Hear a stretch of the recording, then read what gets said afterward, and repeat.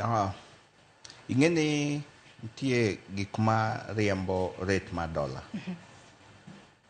To asetemo go kwanno to kane ka odonjona.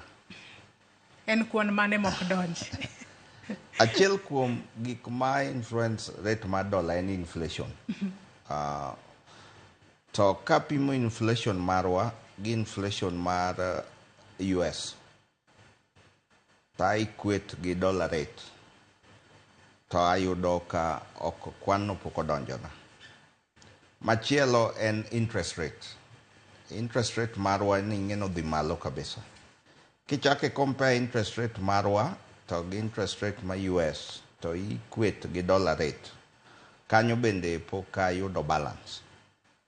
Koro mago are two important areas ma sirikal nyaka balance. Inflation maduoge cost of living, to gi interest rate ma bende affect cost of living. To ka piny dwaro mondo dola otegno, dollar is driven by demand, dwaro mar jopiny mar ng'iewo dola. Ang'o miyo jopiny dwaro dola?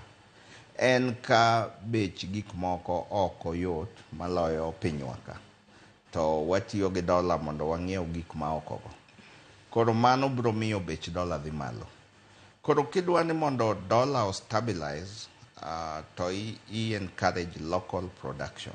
Iketo jopiny mondo opur puothe, kendo watim local manufacturing.